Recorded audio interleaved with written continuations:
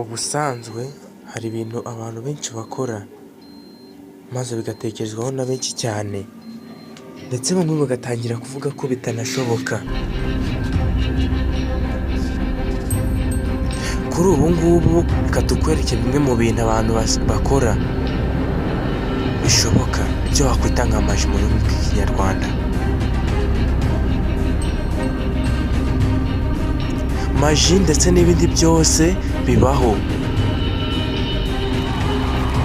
nawe irebere, ihera amaso maze ubimenye. Ibi bintu uramutse ubibonye gutya ushobora kugira ngo ntabwo bishoboka, nyamara birashoboka.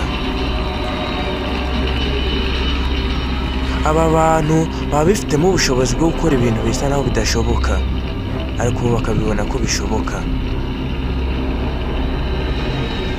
Aba bantu kandi baba bifitemo ubuhanga, ubumenyi ndetse n'ubushishozi mu byo bakora. Uyu muntu umuhuye mu nzira wabona ari umuntu usanzwe, ariko burya yagera kuri stage agakora ibintu by'agatangaza.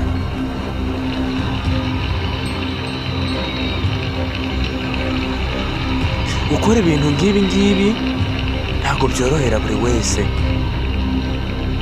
ariko birashoboka ko umuntu yabikora.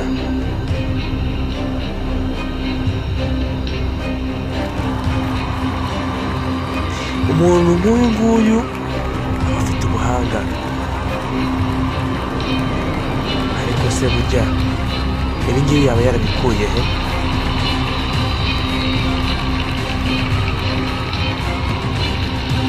Bitekerezwa ko aba bantu baba barakuye mu bisekuruza byabo. Nawe ndebera, ese koko urabona ibi bintu ari ibintu bisanzwe? Bikenewe cyane ko umuntu ashobora kuba yabikora mu bakurambere mbere we, ugasanga sekuru we yarabikoraga cyangwa se abandi benshi barabikoraga bo mu muryango we.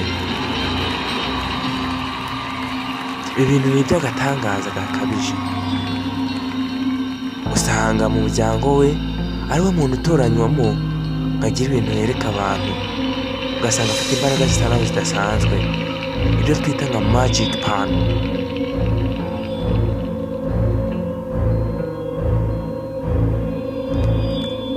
Si uyu gusa kandi haba hari n'abandi bantu benshi bafite ubu buhanga.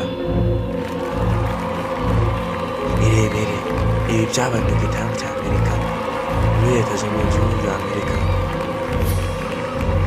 Reka nkwibutse gukora subscribe kuri YouTube channel yacu yitwa Iby'ingenzi TV.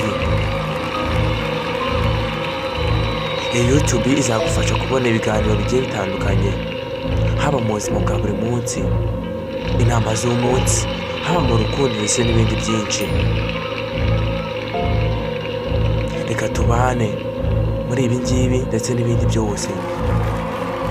Reka nkureke nawe hera ijisho maze ugire ibyo wunguka, cyangwa se umenye ko bibaho, ibintu birashoboka.